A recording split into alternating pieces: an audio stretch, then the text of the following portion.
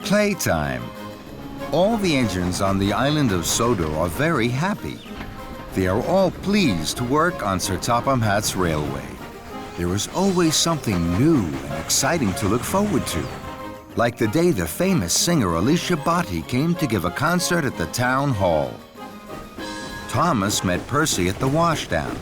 His boiler bubbled with pride. Hello, Percy. I have a very special. I must meet Alicia Botti at the docks. Then I have to take her straight to the town hall for a grand concert. That's exciting. I have news too. Someone else is arriving at the docks. Thomas was puzzled. Charlie, the new engine. Thomas hadn't heard about Charlie. What's so special about Charlie? He's the favorite engine of the mainland controller.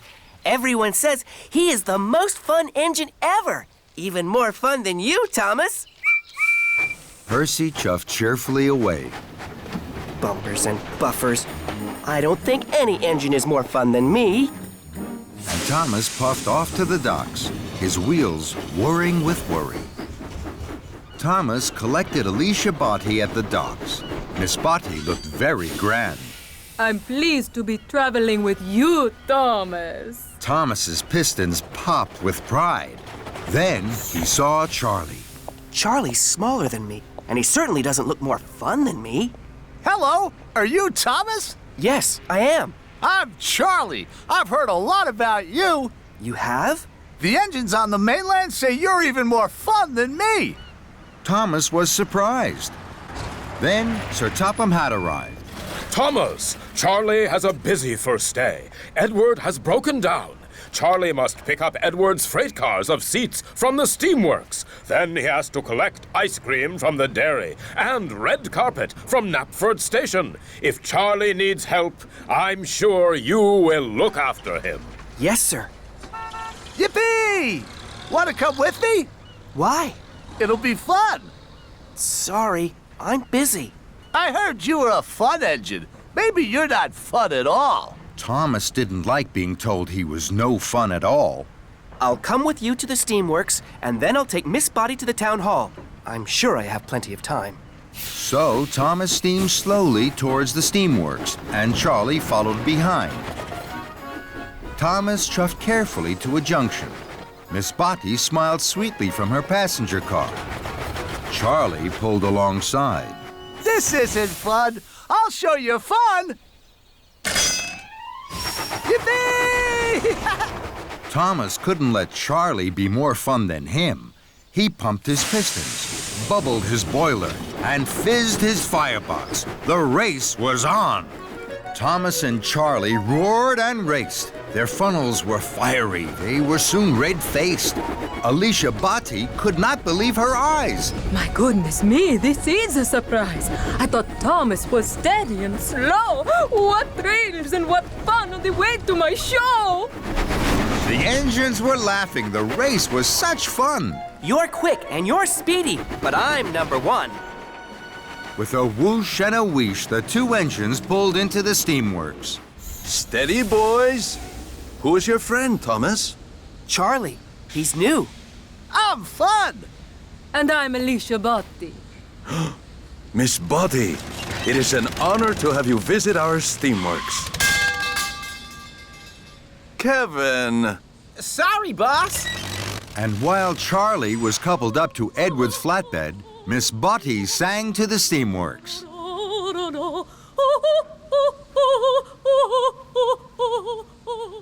Then it was time to go.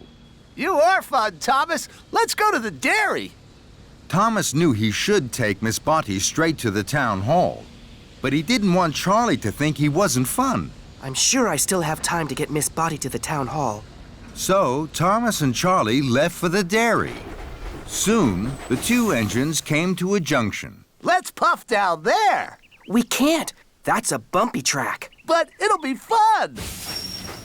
Thomas wanted to be fun, so he followed Charlie down the bumpy track. Thomas and Charlie bounced and bumped. Alicia Botti juddered and jumped. And the couplings jiggered and jiggled, looser and looser. At last, Thomas and Charlie pulled up to the dairy. That was fun!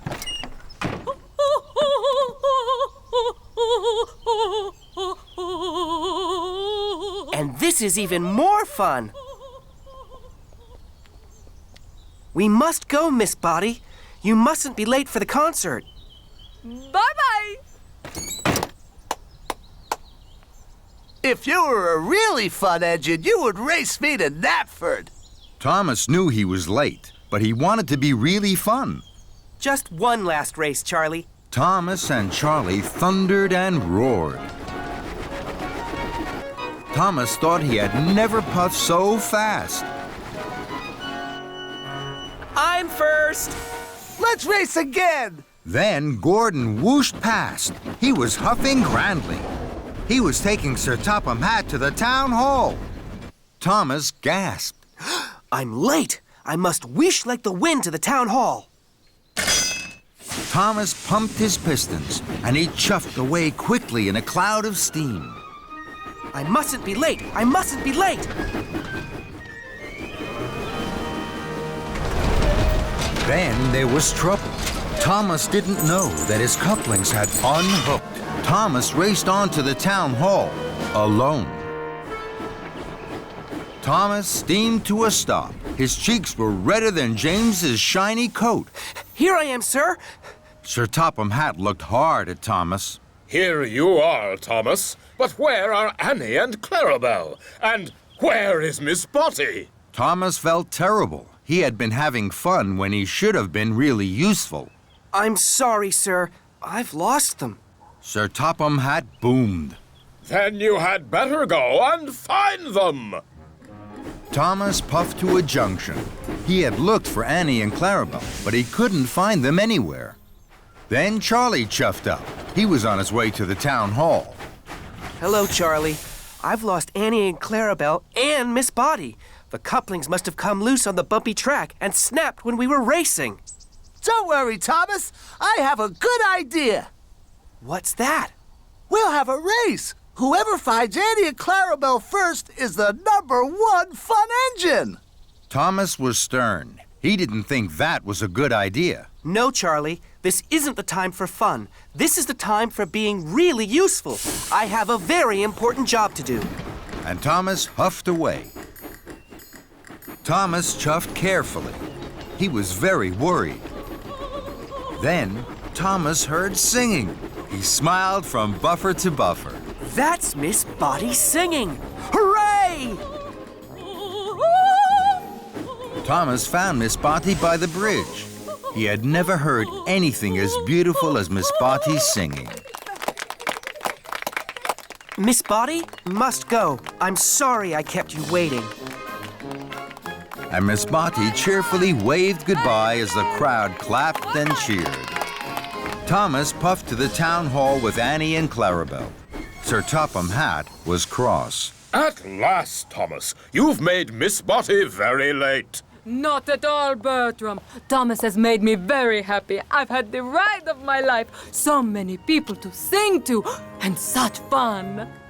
That made Thomas smile, and so did his fun friend Charlie. A blooming mess. It was a special day on the island of Sodor. Knapford Station was going to be decorated. All the engines were very busy and very excited. Sir Topham Hatt was at Tidmouth Sheds. Knapford Station is being decorated. There are lots of jobs to do. Thomas, you must go to the quarry and collect slate for the new roof. Yes, sir. Emily, you must go to Maithwaite Station and collect the flowers for the new window boxes. Flowers? How lovely! I know all about flowers. I know that buttercups are yellow. Emily! And then take them to Knapford Station. Yes, sir.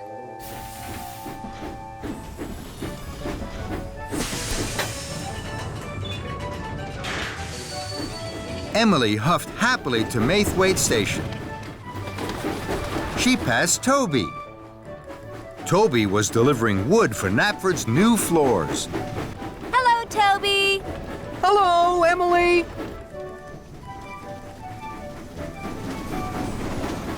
Then Emily passed James. James was delivering pots of paint to paint Knapford's new walls. Hello, James. Good morning, Emily. Emily puffed up to a junction. Mavis was on the bridge above. Hello, Mavis. But Mavis didn't say hello to Emily. Emily was surprised. Mavis? Mavis! Hello? Mavis still didn't say hello to Emily.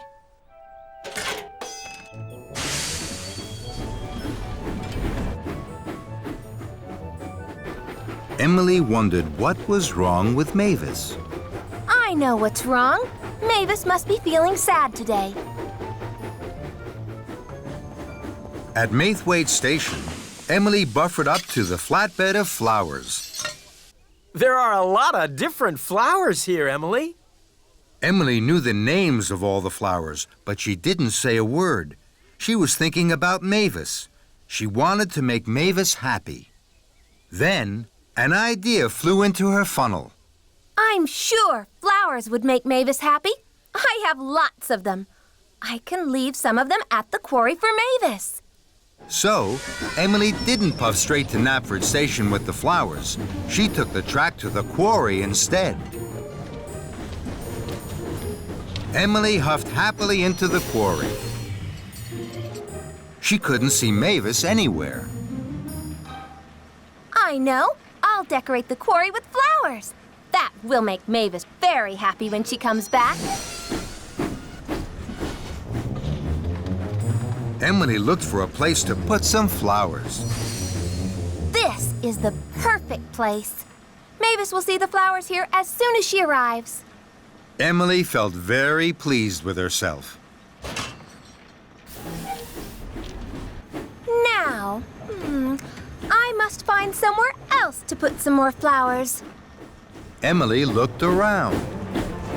She didn't see Edward puff into the quarry behind her, but she did hear the loud crash.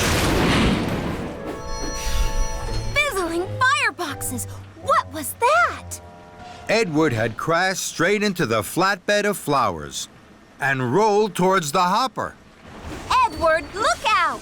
Those flowers are going to make Mavis happy. Pardon? Edward was confused. I'm sure flowers by the hopper would make Mavis happy. The hopper's so gray and dusty. Emily felt even more pleased with herself. Now, I must find somewhere else to put some more flowers. Emily looked around. She didn't see Thomas reverse towards the hopper behind her, but she did hear the loud crash. Bubbling boilers! What was that? Cinders and ashes! Bust my buffers! Watch out for the flowers! They're going to make Mavis happy! At that moment, Mavis pulled into the quarry. Whatever has happened? Emily looked at Mavis. Mavis wasn't happy. She was very upset. What has happened to my quarry? And what are those flowers doing here? Emily gasped. The flowers haven't made Mavis happy. The quarry is in a terrible mess, and it's all my fault. Emily chuffed up to Mavis. You didn't say hello today, so I thought you were sad. I brought the flowers because I wanted to make you happy. Mavis sighed. I wasn't sad. I didn't say hello because I was thinking about all the jobs I had to do today. Emily felt very silly. I wish I had asked if you were sad. Then I wouldn't have brought the flowers and the quarry wouldn't be in a terrible mess. Mavis looked at the mess. She looked very sad. Emily wanted to think of a way to make Mavis happy. And now she knew she had to ask. Mavis, what would make you happy? I would like the quarry to be tidy and all the engines to be really useful. Emily felt very pleased she had asked Mavis. Now she knew exactly what to do to make Mavis happy. I can't move. I'm covered in slate dust, and my firebox has gone out. Don't worry, Thomas. I'll shunt you over to the coal hopper. You'll soon be burning brightly again. Thank you, Emily. So Emily worked hard. She puffed and she huffed, and she heaved Thomas to the coal hopper. Then she biffed and she bashed the flower beds away from the hopper so that Edward could shunt his freight car to be filled.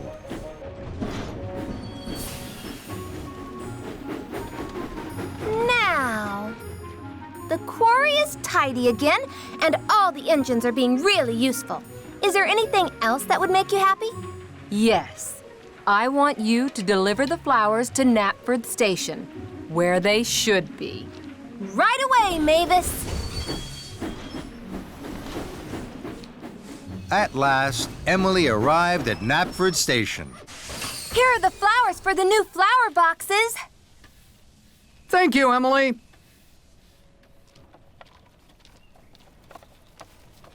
Emily watched as the flowers were unloaded. They looked very pretty.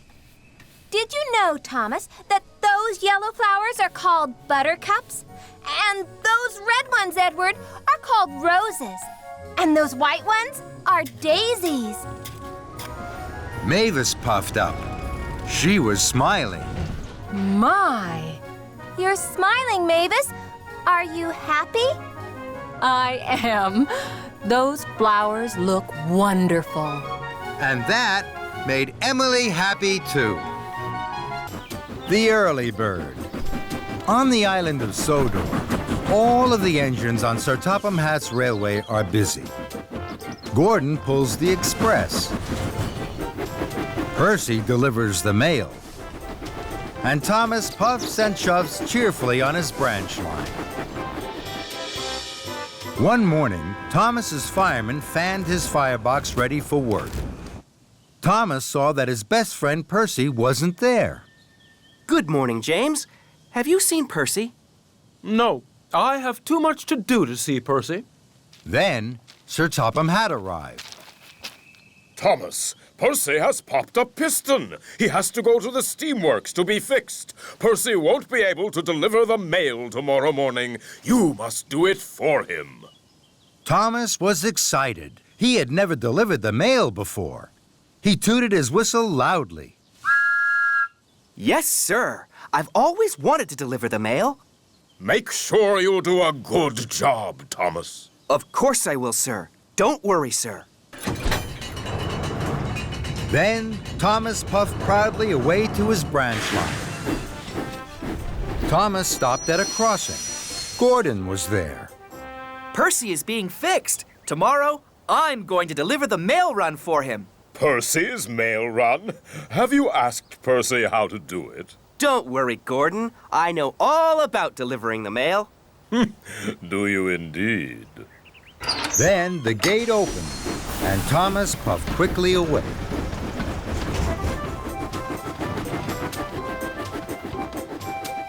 Thomas worked hard all day.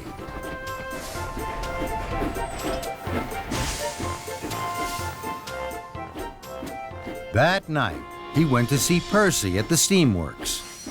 Percy didn't look happy. Is your piston fixed, Percy? No, it's still broken. Don't worry. I'm going to do your mail run tomorrow. Thank you, Thomas. Shall I tell you what to do? I know what to do, Percy. Now, I have to go to sleep. I shall be up very early. Well, if you're sure, Thomas. Very sure, Percy. I have to go back to Tidmouth now. I need lots of sleep. Goodbye. Percy watched as Thomas chuffed away. The next morning, Thomas woke up very early. He felt very proud to be pulling the mail trucks. There wasn't a peep to be heard as Thomas chuffed across the island. Everyone was fast asleep. First, Thomas puffed to the quarry. I must let the quarry manager know that the mail is here. Thomas was excited. He blew his whistle very loudly. And then he chuffed cheerfully away. Thomas hadn't seen that his loud whistle had woken up Mavis. Who's making that noise? Next, Thomas chuffed to the docks. I must let the dock manager know that the mail is here. Thomas was excited. He blew his whistle even louder. And then he chuffed cheerfully away. What Thomas hadn't seen was that his good morning whistle had woken Cranky up. Who woke me up? This is fun.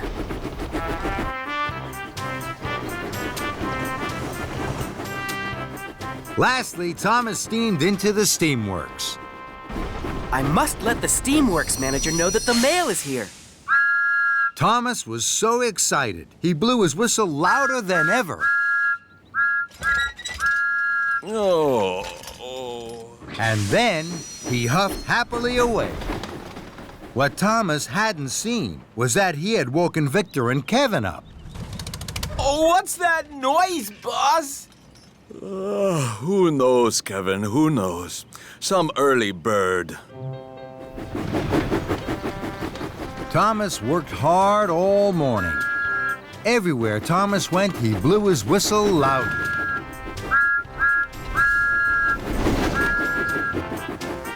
Delivering the mail is fun. Soon, Thomas had delivered all the mail. It was time for him to puff back to Tidmouth Sheds for a rest. As Thomas passed through the quarry, he saw Mavis. Her freight cars were being loaded with slate. Then there was trouble. Mavis hadn't lined up her freight cars under the hopper.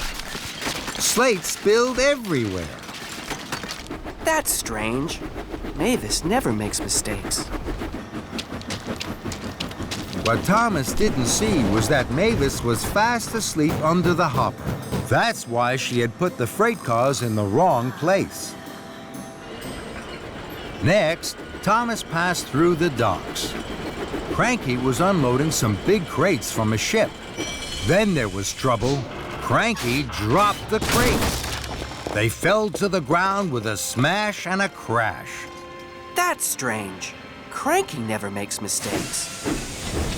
What Thomas didn't see was that Cranky had fallen fast asleep. That's why he had dropped the crates. Thomas pulled into Tidmouth Sheds. He wanted to tell Percy all about the mail delivery, but Percy wasn't there. Sir Topham Hatt was there. He was cross. Someone woke Mavis up too early by tooting too loudly on their whistle. Then someone woke up Cranky at the docks and Victor at the steamworks. Now they have all made silly mistakes. Thomas knew he had woken everyone up with his cheerful whistle. He felt terrible. I'm very sorry, sir. It was me. Then, Thomas, as Percy is still not fixed, you must do a better job tomorrow. I will, sir. I promise, sir. Then Gordon arrived. He had heard all about Thomas's trouble with the mail run. You were right, Gordon. Delivering the mail is a hard job. I should have asked Percy what to do. And this time, I will. That evening, Thomas visited Percy at the steamworks. He asked him all about delivering the mail, and Percy told him all about being quiet. The next morning, Thomas set off early, pulling the mail cars. He stopped at the quarry. This time, he didn't blow his whistle. He puffed very quietly so that he didn't wake Mavis. Next, Thomas stopped at the docks. He didn't blow his whistle here either. And he didn't wake Cranky up.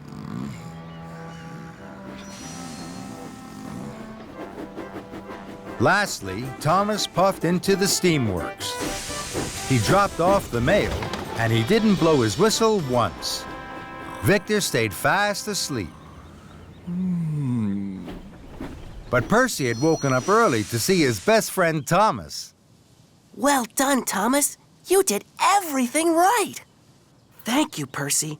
Now I know the most important thing about delivering the mail. You have to do it quietly. Percy was so happy for his friend that he wanted to toot out loud. Then he looked at Thomas. Thomas had fallen fast asleep. Sleep well, Thomas. And Thomas snored the sleep of an engine who had done a very good job. Thomas and the Runaway Kite. It was a bright blue morning on the island of Sodor. It was the day of the Sodor Kite Festival. Soon the sky would be full of kites of all shapes and colors. The engines were very excited about the Kite Festival. Thomas was the most excited of all because Thomas liked kites best of all. Thomas puffed into Brendam Docks. He had a very special. He was to collect the winner's cup for the Kite Festival. Thomas gasped when he saw the cup. Oh my! That's the most beautiful cup I've ever seen! Thomas, you must deliver the winner's cup to Knapford Station. Lady Hatt will give it to the winner at tea time. Thomas beamed from buffer to buffer. Yes, sir. I will chuff straight there. Thomas puffed proudly. He wanted everyone to see that he was pulling the winner's cup. Thomas pulled up to a junction. High in the sky, above the treetops, he saw a kite. Fizzling fireboxes. What a wonderful kite. I hope I will see it again. Thomas huffed and chuffed to the top of Gordon's Hill. Then he gasped. There's that wonderful kite again. The kite belonged to Sir Topham Hatt's grandchildren. They wanted to win the cup at the Kite Festival. Charlie puffed up. Look at that kite swoop through the air! Look, there's Thomas! Suddenly, a gust of wind pulled at the kite. The kite flew up, and away. Sir Topham Hatt's grandchildren watched. They were very sad. Thomas wanted to help them. Don't be sad. I'll chase after your kite and bring it back to you. This made the children very happy. I'm the fastest engine on Sodor. I can catch up with your kite. I'll help you, Thomas. No, thank you, Charlie. I'm much faster than you. I can chase this kite all by myself. So, Thomas didn't go straight to Knapford with the winner's cup. He chuffed off, chasing Sir Topham Hatt's grandchildren's runaway kite. The wind blew the kite far down the tracks. Thomas whooshed and wheeshed. His boiler bubbled. His coal crackled. I must keep up with the runaway kite. I'll puff and I'll huff with all of my might. I'm the fastest engine on Sodor. Then, the wind blew the kite out of sight. Where has the kite gone? Hello, Thomas. You're huffing hard. Hello, Edward. I'm chasing Sir Topham Hatt's grandchildren's kite. How exciting. Can I help? No, thank you, Edward. I'm the fastest engine on Sodor. I can chase their kite all by myself. At last, Thomas caught up with the kite. He was excited.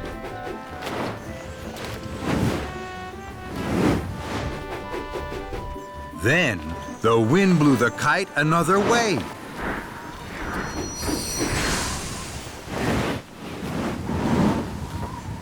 Cinders and ashes, come back, Mr. Kite, please.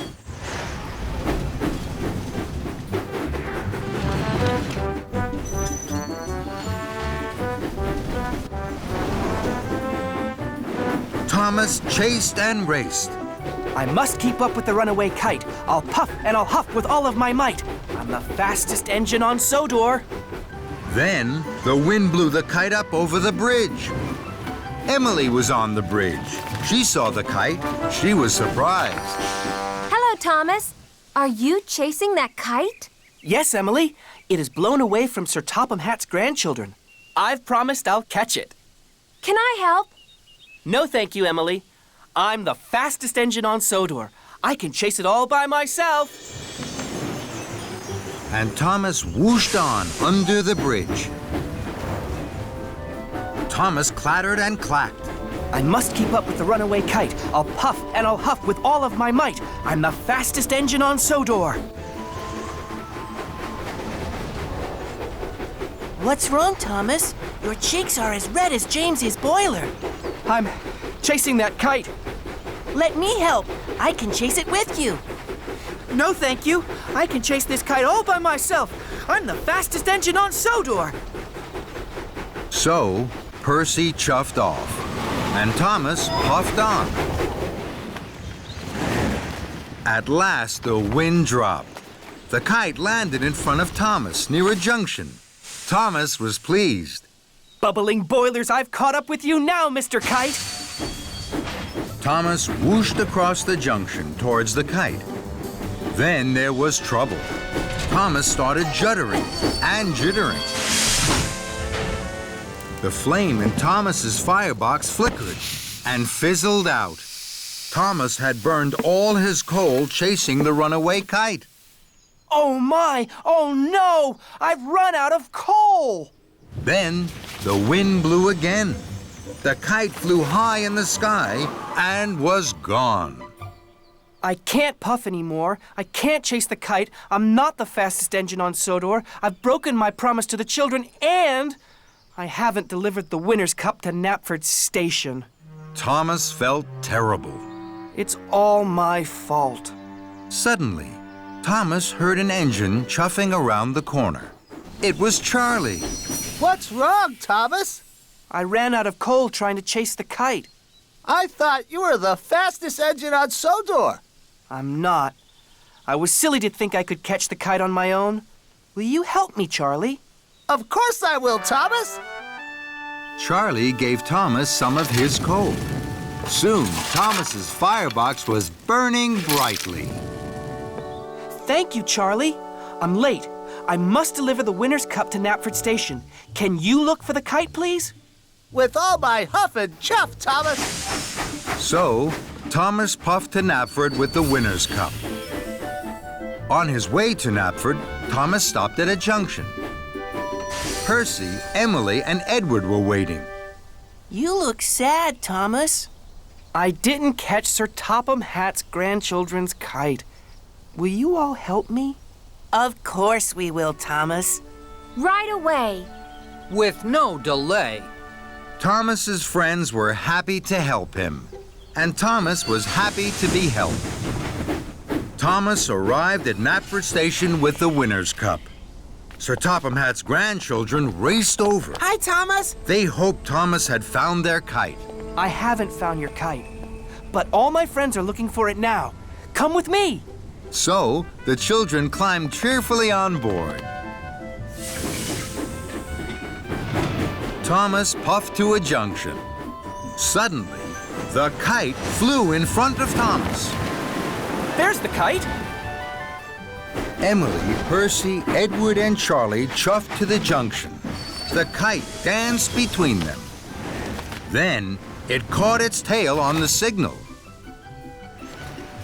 Hooray! We've caught the kite!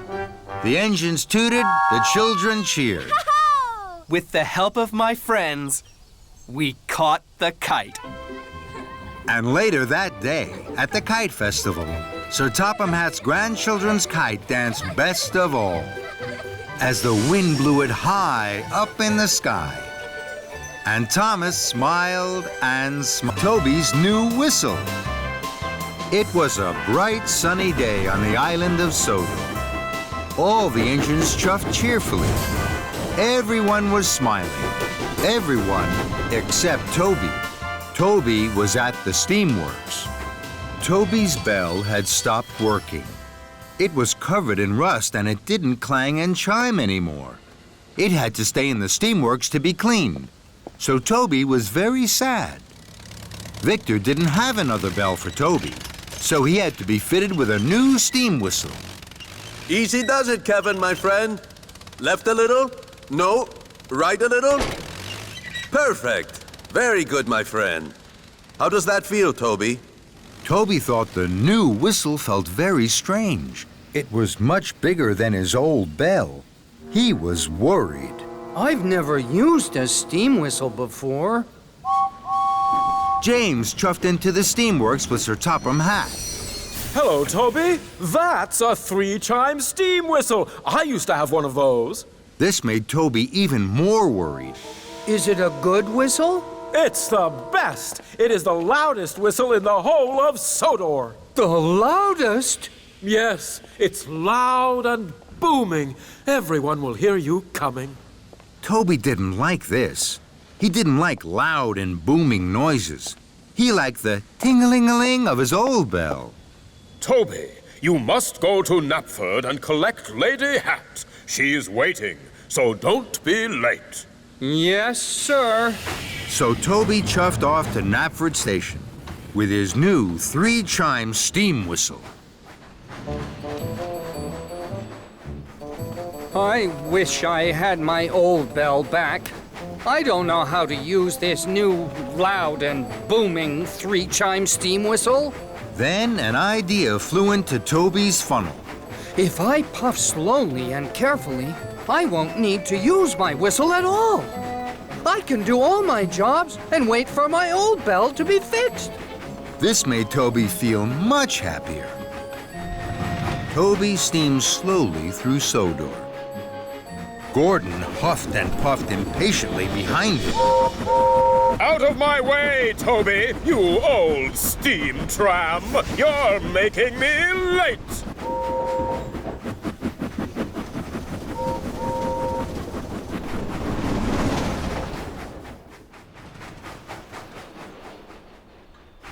Later, some cows were on the tracks in front of Toby. He couldn't puff past them. Go away, cows, please. I need to chuff through. But the cows didn't take any notice of Toby. They didn't move. They were too busy mooing and chewing.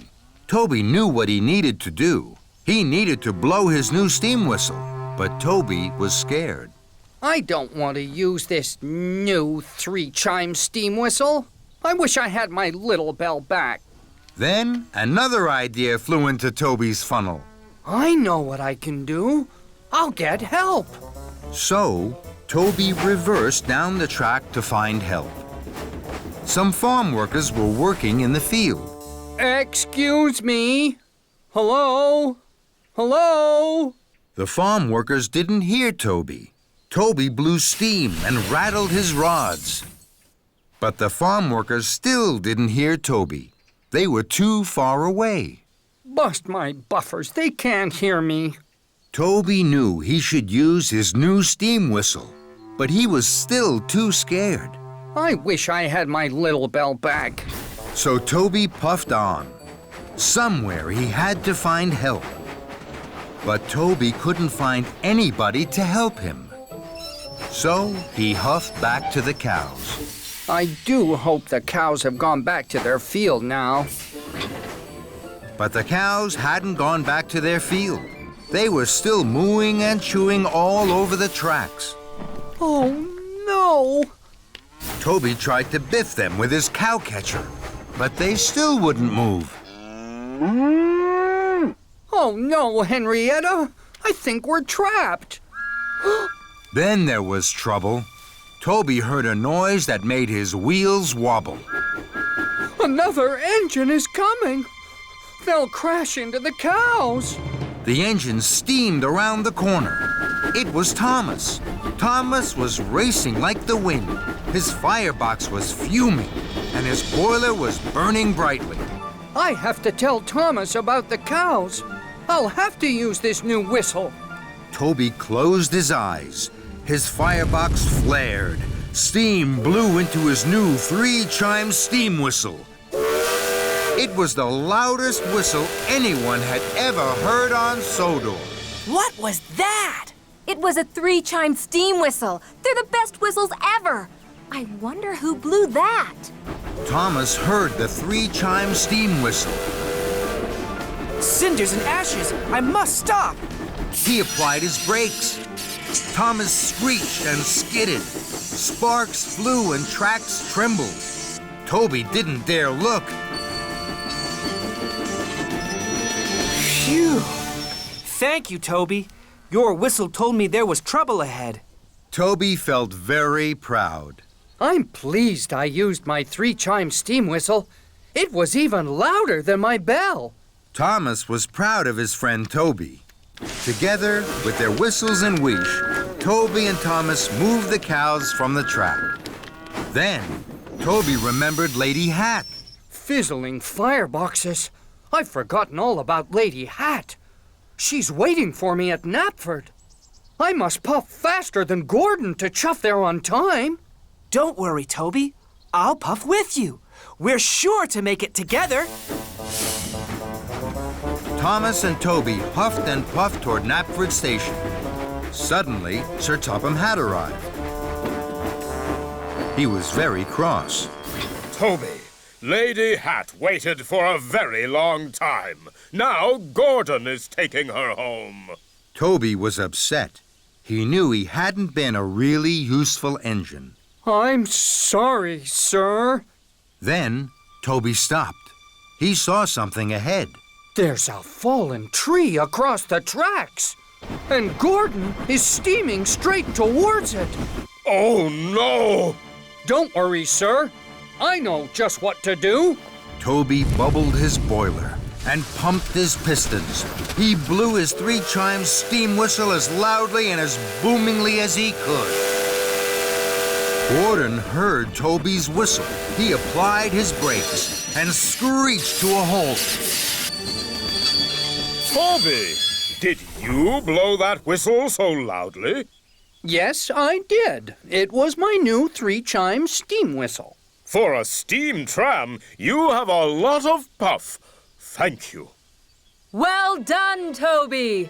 Toby couldn't have felt more proud. Good job, Toby. Toby was back at the steamworks.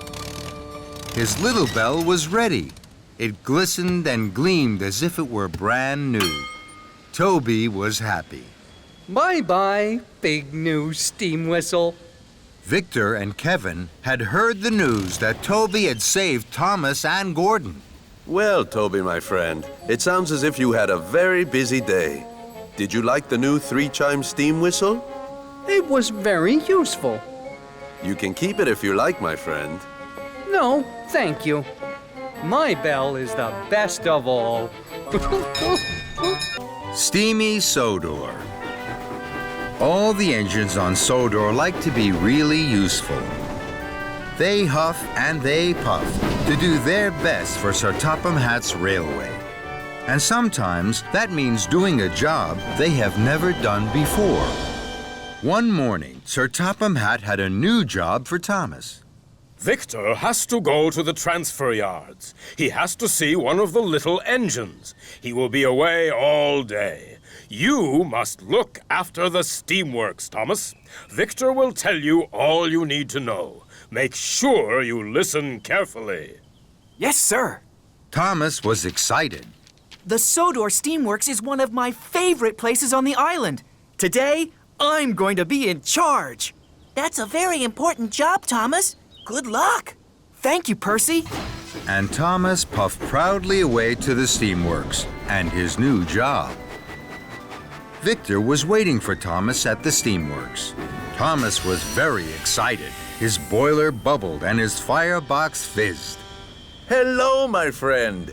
This is a big day for you. The steamworks will be very busy. Not too busy for me, Victor. I like being busy. And that's good, my friend. Now, when an engine comes in, you have to listen carefully to their problem. If you need help, ask Kevin. That's right, Thomas. When you're in a fix, look no further. Just ask Kevin. It'll save you bother. Thank you, Kevin. Are you listening, Thomas? Yes, Victor. But Thomas was too excited to listen. He wanted to get on with his very important job. Don't worry, Victor. I know just what to do. Hurry, Victor. You'll be late for the little engines. Very well, my friend. Good luck. And Victor steamed away. Thomas was now in charge. Soon, Spencer steamed sulkily into the steamworks. His shiny silver paintwork was scratched and scuffed. Spencer was surprised to see Thomas. Where's Victor? He's away today. I'm in charge. Spencer was worried. Oh my, Spencer. You are in a mess. I'll check you over from wheels to whistle. Put Spencer up on the hoist, please, Kevin. Kevin was worried. Are you sure, boss? I mean, Thomas? I don't think Spencer needs to go on the hoist. I mean, he needs a repaint, boss. But Thomas wasn't listening to Kevin. He was too excited. He was in charge of the steamworks. Put Spencer up on the hoist, Kevin. Over here, Spencer. Please, if you don't mind. Please. Thank you. So, Spencer huffed huffily to the hoist. Then, Henry chuffed in. Henry wasn't well. He spluttered and stuttered. He wheezed and sneezed. Henry was surprised to see Thomas. What are you doing here, Thomas? Victor is away today. I'm in charge. Henry sighed. Then, he wheezed. Then, he sneezed. Footplates and fenders. I know just what's wrong with you, Henry. You have been given the wrong coal. Henry gasped. No, Thomas. It's not my... But Thomas wasn't listening. Don't worry, Henry. We'll have you puffing proudly in no time. Kevin, bring over some of Henry's special coal, please. But what about Spencer, boss? But Thomas wasn't listening. Quick as you can, Kevin. So Kevin trundled to the coal. Spencer sat sniffly by the hoist. Henry spluttered and stuttered. And Thomas felt pleased and proud. I like being in charge of the steamworks. Then James steamed snootily in. Straw and twigs blocked his funnel. Why are you here, Thomas? Victor is away today. I'm in charge. Bubbling boilers. You are in a mess. What happened to you? I can't puff properly. I know just what you need. Kevin! Yes, boss. I mean, Thomas. James needs a new funnel. No, I don't. But Thomas wasn't listening to James. But what about Henry's coal and Spencer on the hoist? Thomas wasn't listening to Kevin. Find the spare funnel, please. Kevin was now very confused. To find the funnel, he had to put down Henry's coal. But first, he had to raise Spencer on the hoist. It was all too much for Kevin. Oh, dear, boss. Thomas. Don't worry, Kevin. I'm in charge. Then there was trouble. Kevin reeled and rolled back towards the hoist. And with a biff and a bash, he hit a big green button. That made Spencer shudder into the air. Trembling tracks, what's happening? Kevin gasped. Heaving hooks! Sorry, Spencer. Then Kevin dropped Henry's coal right in front of Henry's nose. Bust my boiler and crashing coals. Kevin rocked and rolled into James. Mind my shiny red paintwork. James was so upset, he blew the biggest puff of steam he had ever blown. All over Victor. Victor had just arrived from the transfer yards. Now he was covered from buffer to buffer in twigs, soot, and straw. Victor's wheels wobbled and his steam stuttered. Sizzling Sodor! What has happened to my beautiful steamworks? Thomas looked at Victor, and then at the mess and the muddle. Cinders and ashes. This is all my fault. No, boss. I mean, Thomas, I'm sure it's my fault. I'm sorry, boss. I did try to say, boss. No, Kevin, it's not your fault. I didn't listen to Victor. I didn't listen to you, and I didn't listen to my friends. I was too excited and too silly. I think, my friend, you are right. What will you do now? I'm sorry to all of you. Now I'll listen to you, and I'll make sure you're all fixed properly. So, Victor and Thomas went first to Spencer. I don't need checking from wheels to whistle. I need new paint for my scuffs and scratches. This time, Thomas listened. Don't worry, Spencer. You'll be sparkling silver in no time. That made Spencer very happy. Next, Victor and Thomas talked to Henry. I have my special coal, but there's something wrong with my firebox. It makes me wheeze and sneeze. Don't worry, Henry. Your firebox will be cleaned. You won't wheeze and sneeze anymore. And Thomas was right. Pumping pistons. No more wheezes and sneezes. That's much better. Lastly, Victor and Thomas listened to James. I don't need a new funnel. I need my old funnel cleaned and polished. James, you will have the most perfectly polished funnel on Sodor. James's funnel was shining like the sun. James smiled from fender to footplate. Soon, all the engines were fixed. They were ready to be really useful again. Well done, my friend. Time to go home. Not quite, Victor. It's time to say thank you to Kevin. Anytime, boss. I mean, Thomas. And everyone laughed and laughed and laughed. Double trouble. All the engines were very excited. They chuffed cheerfully and chattered as they clattered along the tracks.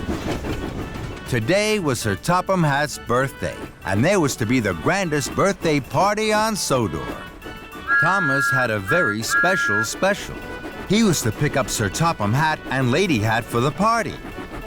As Thomas approached Maithwaite Station, he gasped. Ahead, he could see Sir Topham Hatt already on the platform. Cinders and ashes, I must be late. Thomas pulled into the station. He was worried. I'm sorry, sir. I thought I was early. Sir Topham Hatt turned around. Thomas gasped. Sir Topham Hatt had a mustache. Thomas was so surprised he nearly popped a piston. Thomas, my good friend, you're looking perfectly polished today. Thank you, sir. Sir Topham Hatt chuckled so loudly his top hat wobbled. Thomas was puzzled. Sir Topham Hatt never chuckled so loudly that his top hat wobbled, and Sir Topham Hatt never called Thomas his good friend. I know, Thomas. Let's go to the Whispering Woods. It's one of my favorite spots. We have plenty of time before the party. All aboard! Now Thomas was even more puzzled. He wanted to ask about Sir Topham Hatt's new mustache and why he was acting so strangely. But Thomas didn't want to look silly. So he decided not to ask. Thomas pulled away from Maithwaite Station and chuffed towards the Whispering Woods. Thomas puffed up to the Whispering Woods. Edward was there. Edward had brought children to visit the woods. Then he was to take them to the party. Hello, Edward. Hello, Thomas. You look worried. Thomas was worried. But before he could explain, Sir Topham Hatt climbed down. Marvelous! What fun! Please, sir, we can't stay long. The children mustn't be late for the party. Oh, party smarty, Thomas. We have plenty of time. You worry too much. And Sir Topham Hatt strode off. Hello, children. Who'd like a game of hide and seek? Did Sir Topham Hatt say a game of hide and seek? Yes, he did. And Thomas's wheels wobbled with worry. Sir Topham Hatt played hide and seek for a long time. He was very happy. So were the children. Edward was puzzled. Sir Topham Hatt never plays hide and seek. I know. And what's that on his face? A mustache. It just appeared. Today, Sir Topham Hatt doesn't seem like Sir Topham Hatt at all. Just then, Sir Topham Hatt came back. Thomas wanted to ask him if he was feeling all right, but he didn't want to look silly. Thomas knew that silly engines weren't really useful engines, so he didn't ask any questions. We must hurry now, sir. We'll be late. And so will the children. But Sir Topham Hatt wasn't worried. Don't hurry the children, Edward. Let them play. Edward was so surprised his boiler bubbled. Then Sir Topham Hatt jumped aboard Annie and waved to all the children. Thomas's wheels clickety-clacked. He puffed and he huffed along the track. He knew they were late for the party. Thomas stopped at the junction. Suddenly, Sir Topham Hatt jumped out of Annie and climbed up to the signal box. I won't be a moment, Thomas. Thomas was amazed. So was the signalman. Sir Topham Hatt never came into his signal box. Hello there. May I have a turn? Thomas looked up. He saw Sir Topham Hatt pull a lever. Then Thomas heard Gordon's whistle. Cinders and ashes. Here comes Gordon. Gordon had all the important visitors aboard the express. He was taking them to the party. With a clang and a clatter, the points changed. Gordon and the express were no longer on the express track. They were now on a branch line heading away from the party. Thomas heard Sir Topham Hatt whoop for joy. Hooray! Fizzling fireboxes. I must ask Sir Topham Hatt why he's being so strange. But when Sir Topham Hatt came down from the signal box, Thomas didn't say anything. He still didn't want to look silly. What fun! All aboard, Thomas!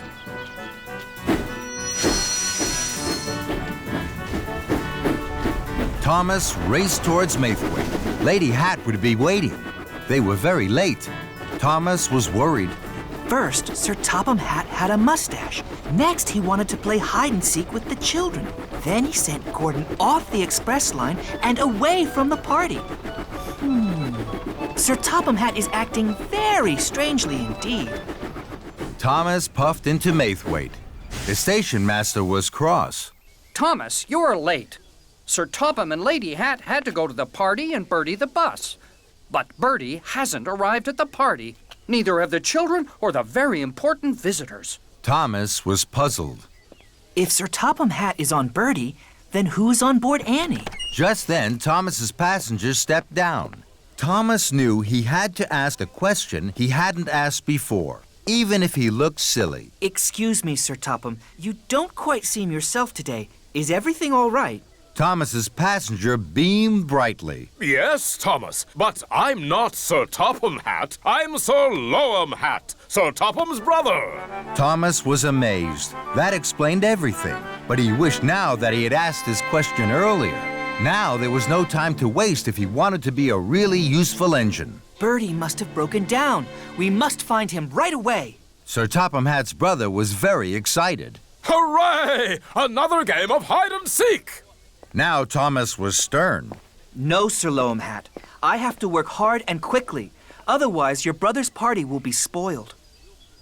So Loam boarded Annie, and Thomas puffed away.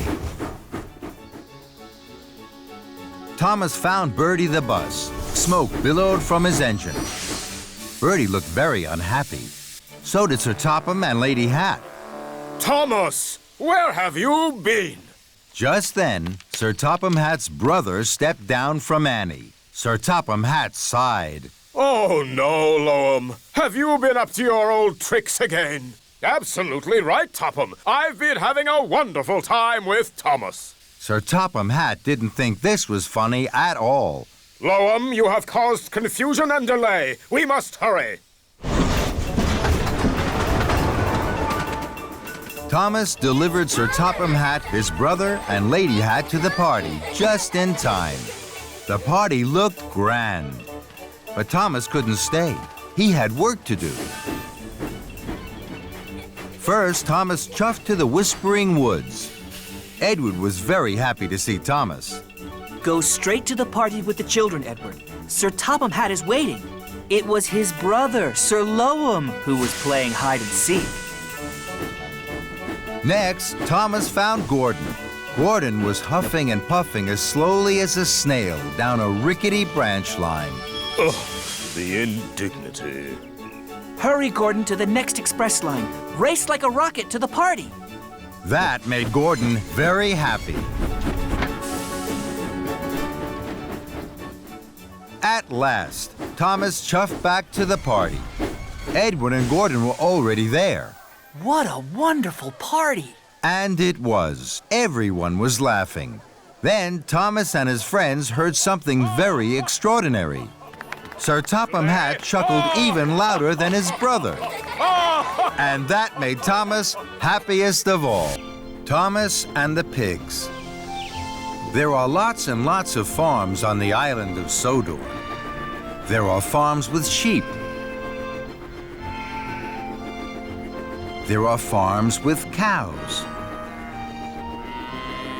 There are farms with goats.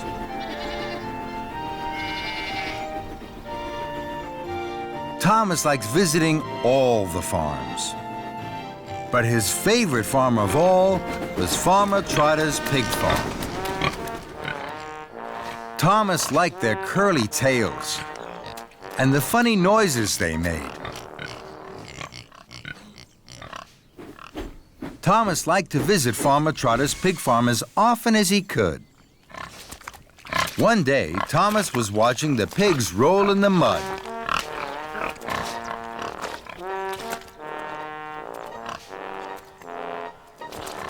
Farmer Trotter was happy to see Thomas. Hello, Farmer Trotter. Hello, Thomas. I have some very special news. One of my pigs is going to have piglets today. Thomas was excited. I can't wait to see them. I need some soft straw for the piglets. I'd like you to go to Farmer McCall's right now to collect it. He will be waiting for you. Thomas was happy to help. Yes, Farmer Trotter. So Thomas chuffed cheerfully away with his empty flatbed. On his way to Farmer McCall's, Thomas thought about the pigs. I'm sure the piglets will like the soft straw. I wonder if there's anything else they like. Thomas puffed up to the dairy. He saw Percy. Thomas told Percy all about the piglets. How exciting! I wish I could see them, but I have to deliver this milk. Thomas looked at the milk churns. An idea flew into his funnel. I'm sure the piglets would like some milk. May I have some? Of course you can, Thomas. So the milk churns were loaded onto Thomas's flatbed. Thank you, Percy. I must go. Farmer McCall is waiting for me. And he steamed away. Thomas felt pleased. I wonder what else the piglets might like.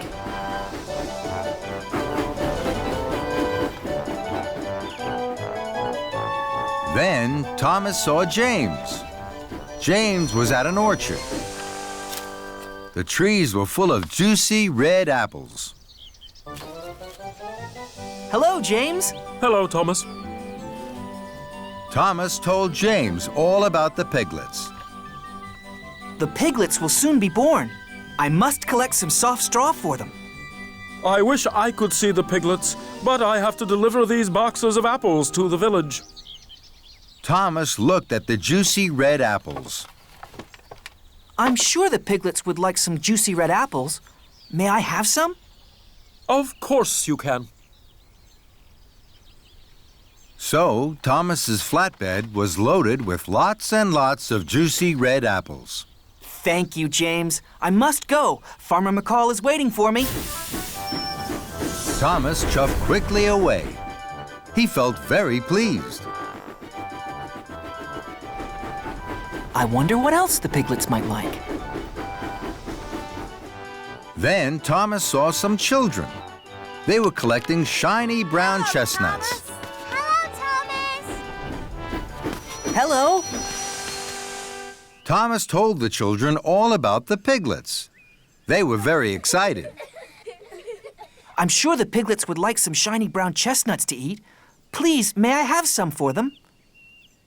The children were delighted to give Thomas some of their shiny brown chestnuts. Thank you. I must go. Farmer McCall is waiting for me. And Thomas puffed away. He felt even more pleased. At last, Thomas chuffed to Farmer McCall's farm. Farmer McCall was waiting. He was cross. Thomas, you're late. Where have you been? I'm sorry, Farmer McCall. I stopped to collect some milk, some juicy red apples, and some shiny brown chestnuts for the piglets. Farmer McCall looked at Thomas's flatbed. He saw the milk, the juicy red apples, and shiny brown chestnuts. Your flatbed is full. You have no room for straw now. Fizzling fireboxes. I didn't think about that. I hope the piglets will like the milk, the apples, and the chestnuts just as much as straw. I must puff straight back to Farmer Trotter's. The piglets will be born soon. So Thomas pumped his pistons and chuffed quickly away. Thomas pulled up at the farm. Farmer Trotter was waiting. He looked at Thomas's full flatbed. He was surprised. Thomas, where's the soft straw? I thought the piglets would like these things just as much as straw. No, Thomas. Piglets need soft straw, and they're about to be born. Thomas felt very silly. I'm sorry. I'll empty my flatbed, then I'll puff back to Farmer McCall's as fast as I can.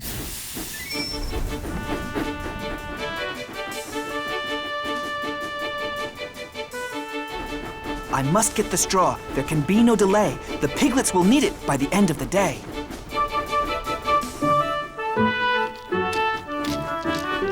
Thomas saw Percy at the water tower. Thomas, I know something else the piglets would like. I'm sorry, Percy. I can't stop. Bye, Thomas. I must get the straw. There can be no delay. I've no time for chatter along the way. Next, Thomas saw James at a junction. Hello, Thomas. I've been thinking about the piglets. I'm sure they'd like... I'm sorry, James. I can't stop. I must get the straw. There can be no delay. I've no time for chatter along the way. Thomas whooshed and he wheeshed. He huffed and he puffed until he arrived at Farmer McCall's farm. It was late. Hello, Farmer McCall. Now I have plenty of room for the soft straw for the piglets. Could you load it right now? Of course I can, Thomas. Thank you, Farmer McCall. I must hurry.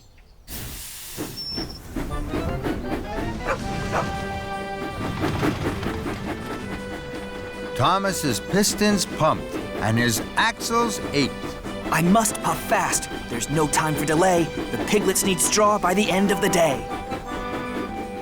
At last, Thomas arrived at Farmer Trotter's pig farm.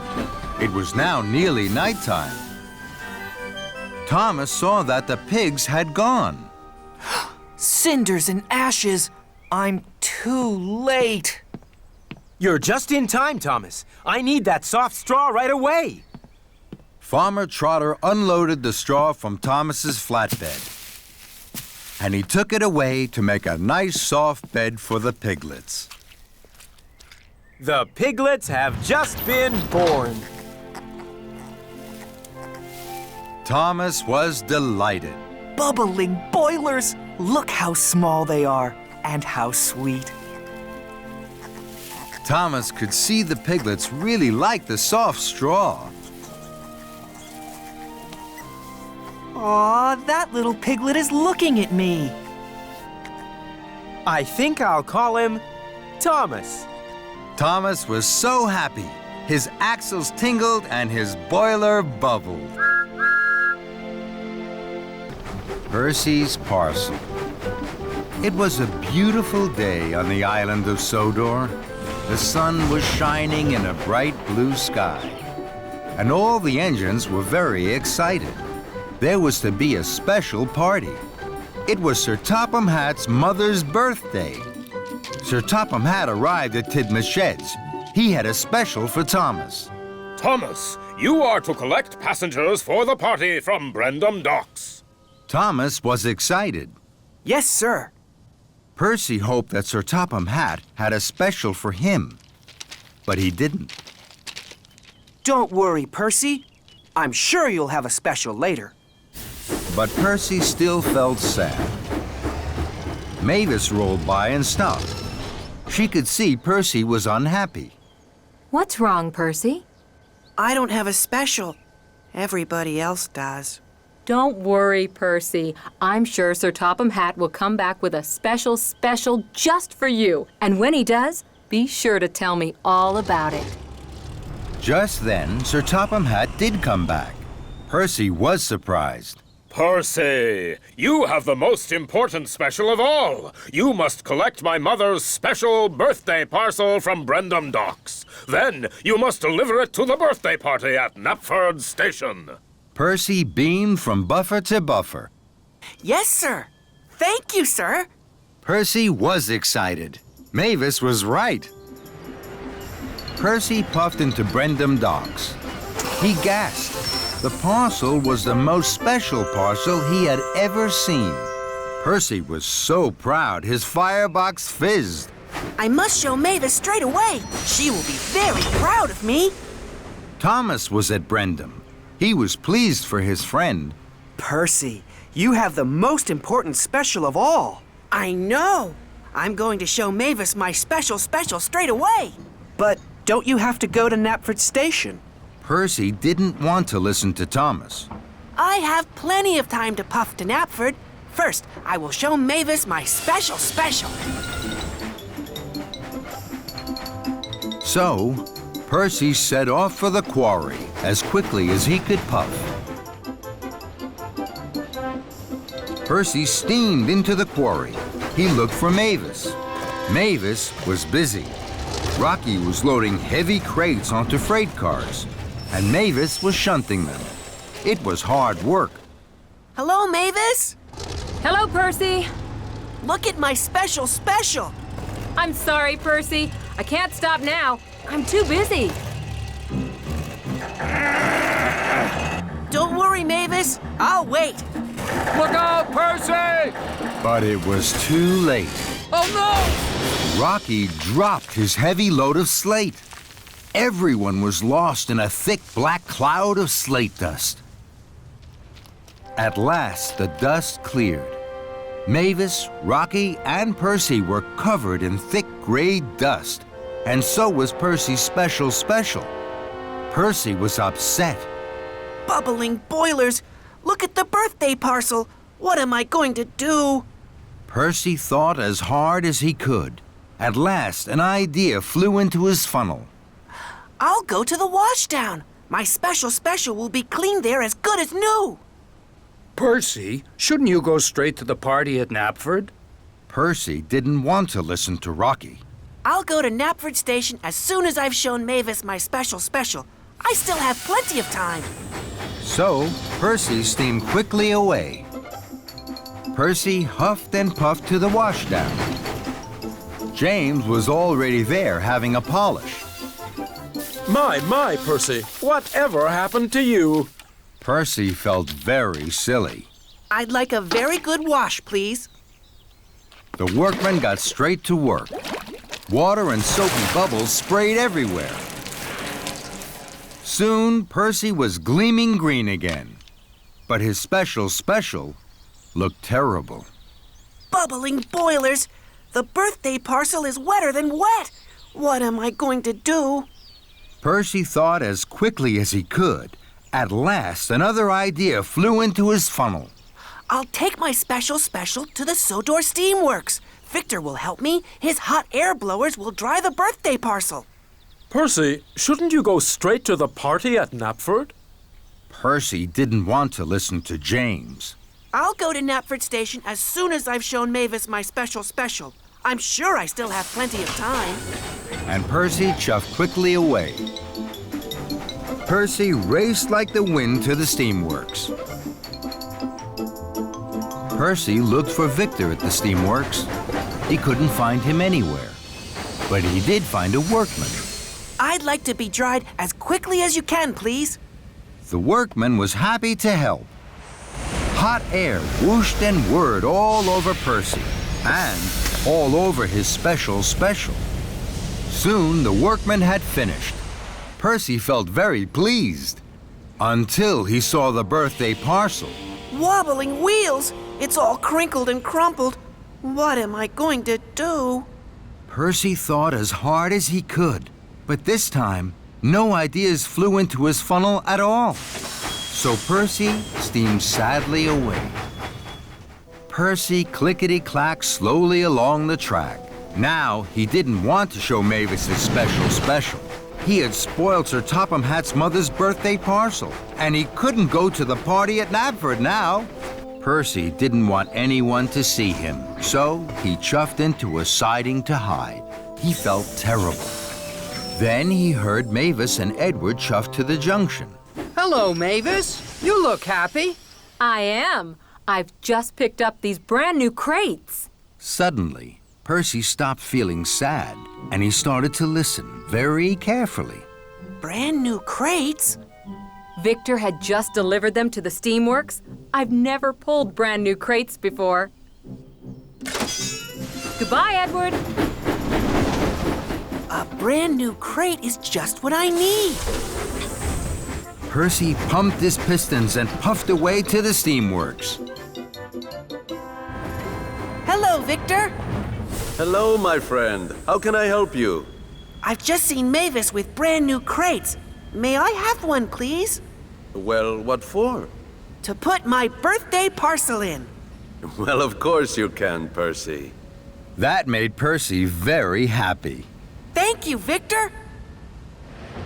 Soon, a new bright red crate was sitting on Percy's flatbed. This will be the grandest parcel Sir Topham Hatt's mother has ever been given. I must hurry now. Everyone will be waiting. Thank you, Victor. And Percy puffed proudly out of the steamworks. Sir Topham Hatt and his mother were waiting at Knapford Station. Sir Topham Hatt was cross. Then Percy puffed in. The brand new bright red birthday parcel looked wonderful. Everyone cheered. Happy birthday, ma'am. Here's your very special birthday present. Sir Topham Hatt's mother beamed, and even Sir Topham Hatt smiled. As the workmen opened the crate, everyone wanted to see what the present was. Sir Topham Hatt's mother was most excited of all. Then everyone gasped. It was a beautiful portrait of Sir Topham Hatt's mother. Oh, my Bertram! What a wonderful surprise! I'm very happy. That's the most special I've ever seen, Percy. Percy smiled from footplate to fender. He was sure he was the happiest engine of Buzzy Bees. It was a fine summer morning on the island of Sodor. The sun was shining, the birds sang. The flowers bloomed, and Thomas clickety-clacked along the track to Brendam Docks. Thomas's good friend Hero was unloading at Brendam Docks. Good morning, Hero. Sir Topham Hatt tells me I have a special today for Farmer Trotter. Good morning, my friend. Yes, you do. Look. Thomas gasped. Flatten my funnel. They look like small white wooden houses. Who lives in them? Bees, my good friend. Lots and lots of bees. Their houses are called hives. Inside the hives, the bees are very busy making honey. This made Thomas excited. Sir Topham Hatt always has honey on his crumpets. I'll puff as fast as I can to deliver the beehives to Farmer Trotter. Suddenly, Hero was stern. Thomas, chuff slowly and smoothly. Take the truck through the woods. Then the bees will rest. You have to look after bees very carefully. Don't worry, Hero. I will. They'll be happy with me. Hero smiled. Very well. I have to deliver these crates. Then I must pick up some flowers from Farmer McCall. I will visit the bees when I've finished. Hero steamed slowly away. Thomas was coupled up to the beehives. Off we go, bees. Thomas puffed proudly to a junction. Ahead, he saw the track through the woods. The other track ran past a field, full of flowers and bright sunshine. The field with flowers is much prettier than the woods. I'm sure the bees would like that better.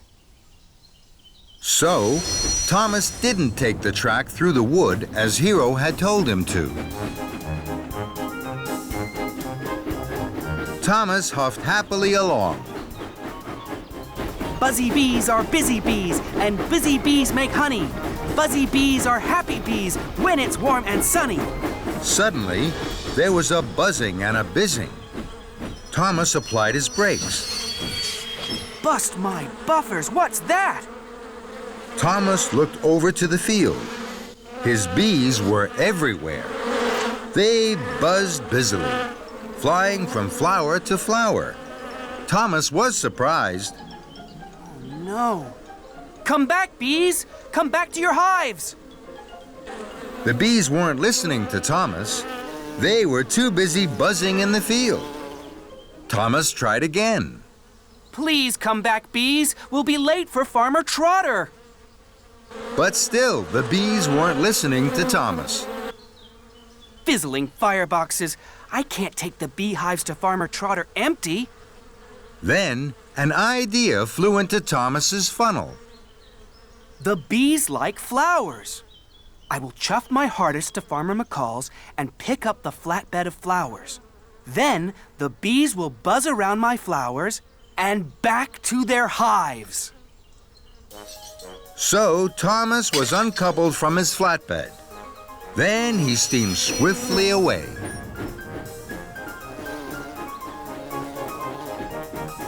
Thomas arrived at Farmer McCall's farm. He saw the flatbed of flowers. I'm sure Hero won't mind if I borrow his flowers. I'll bring them back as soon as the bees are in their hives again. And Thomas huffed happily back to the field. The bees were still buzzing busily from flower to flower in the field. Then they saw Thomas's flowery flatbed. The buzzy bees left the field and buzzed all around Thomas. They flew into his funnel. They buzzed his boiler and whizzed his wheels. Trembling tracks! This flatbed of flowers wasn't a good idea. Go away, bees, please! Buzz into your hives and make honey. But the bees weren't listening to Thomas. They were too busy buzzing. I must race like the wind. Then maybe the bees will be blown off my buffers and fly back to their hives. So Thomas pumped his pistons and raced away.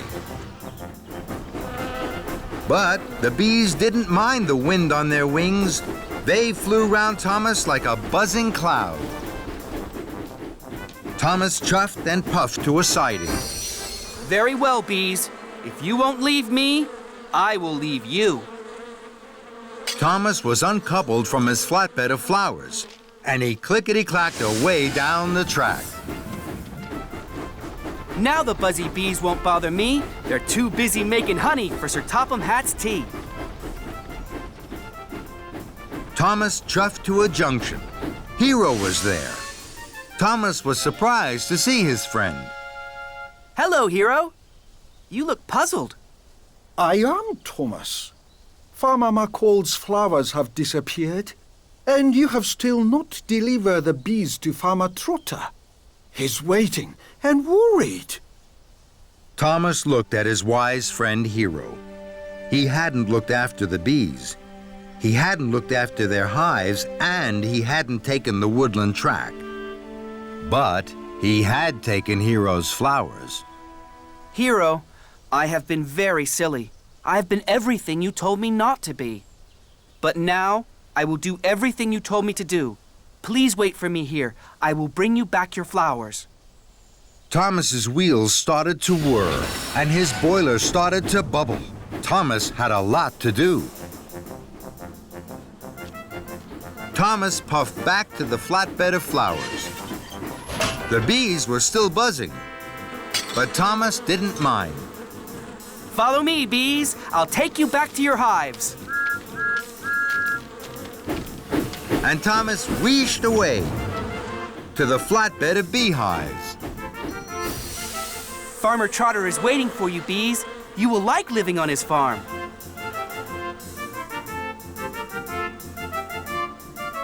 Then Thomas chuffed carefully away and took the track through the woods. The woods were deep and dark. The bees felt cold. It's time to go home, all you busy bees. It's time to make honey in the shade of the trees. And the busy bees buzzed into their hives. Farmer Trotter was waiting for Thomas. He was very pleased to see his new beehives. Thank you, Thomas. But why have you brought me all those flowers?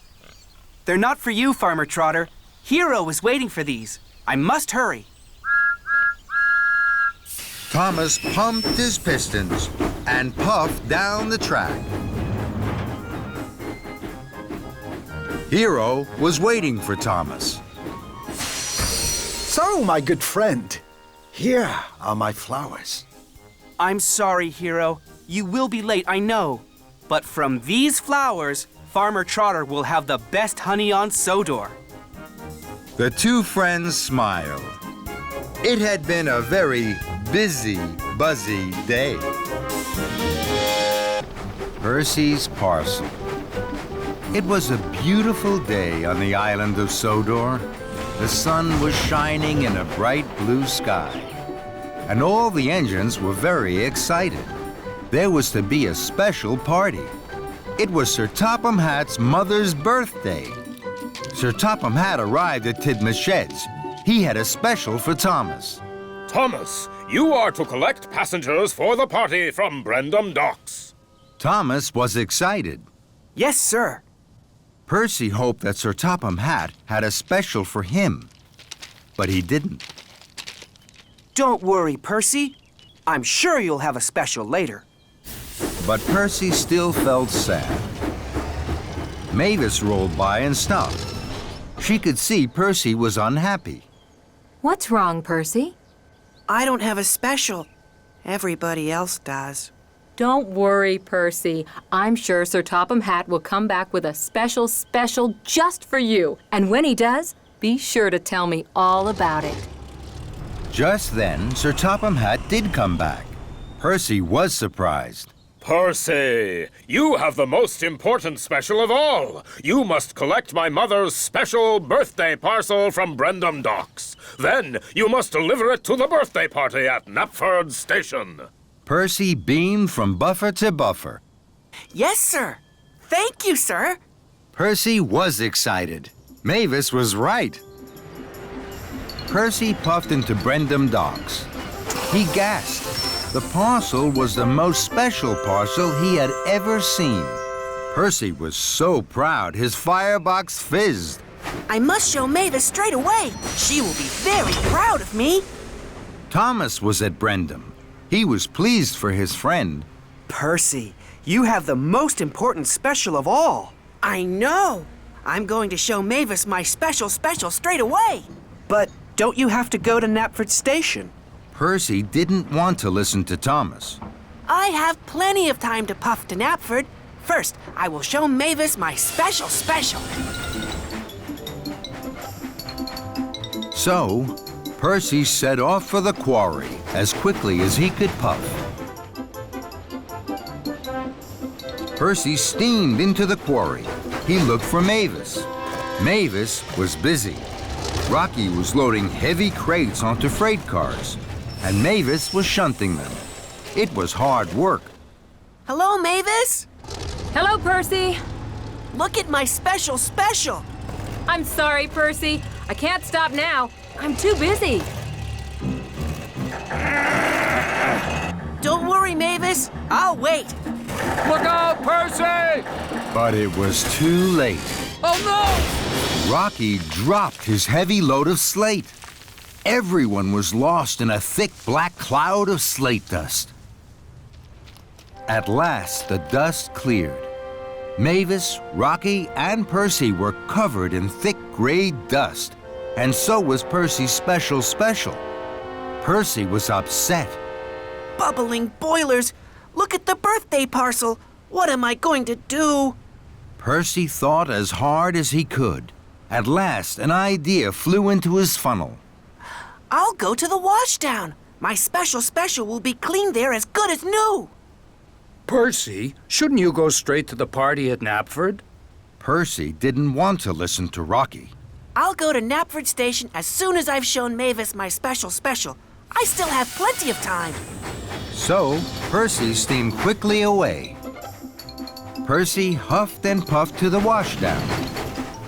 James was already there having a polish. My, Percy, whatever happened to you? Percy felt very silly. I'd like a very good wash, please. The workmen got straight to work. Water and soapy bubbles sprayed everywhere. Soon, Percy was gleaming green again. But his special looked terrible. Bubbling boilers! The birthday parcel is wetter than wet! What am I going to do? Percy thought as quickly as he could. At last, another idea flew into his funnel. I'll take my special to the Sodor Steamworks. Victor will help me. His hot air blowers will dry the birthday parcel. Percy, shouldn't you go straight to the party at Knapford? Percy didn't want to listen to James. I'll go to Knapford Station as soon as I've shown Mavis my special. I'm sure I still have plenty of time. And Percy chuffed quickly away. Percy raced like the wind to the steamworks. Percy looked for Victor at the steamworks. He couldn't find him anywhere. But he did find a workman. I'd like to be dried as quickly as you can, please. The workman was happy to help. Hot air whooshed and whirred all over Percy and all over his special. Soon the workman had finished. Percy felt very pleased until he saw the birthday parcel. Wobbling wheels! It's all crinkled and crumpled. What am I going to do? Percy thought as hard as he could, but this time, no ideas flew into his funnel at all. So Percy steamed sadly away. Percy clickety-clacked slowly along the track. Now, he didn't want to show Mavis his special. He had spoiled Sir Topham Hatt's mother's birthday parcel, and he couldn't go to the party at Knapford now. Percy didn't want anyone to see him, so he chuffed into a siding to hide. He felt terrible. Then he heard Mavis and Edward chuff to the junction. Hello, Mavis. You look happy. I am. I've just picked up these brand new crates. Suddenly, Percy stopped feeling sad, and he started to listen very carefully. Brand new crates? Victor had just delivered them to the steamworks. I've never pulled brand new crates before. Goodbye, Edward. A brand new crate is just what I need. Percy pumped his pistons and puffed away to the steamworks. Hello, Victor. Hello, my friend. How can I help you? I've just seen Mavis with brand new crates. May I have one, please?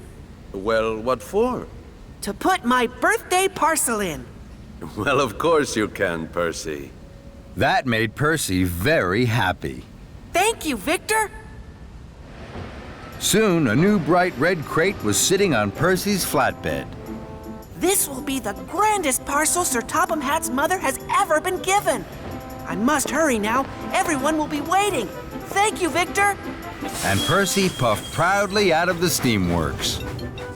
Sir Topham Hatt and his mother were waiting at Knapford Station.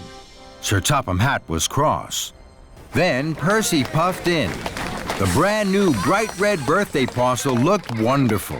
Everyone cheered. Happy birthday, ma'am. Here's your very special birthday present. Sir Topham Hatt's mother beamed, and even Sir Topham Hatt smiled. As the workmen opened the crate, everyone wanted to see what the present was. Sir Topham Hatt's mother was most excited of all.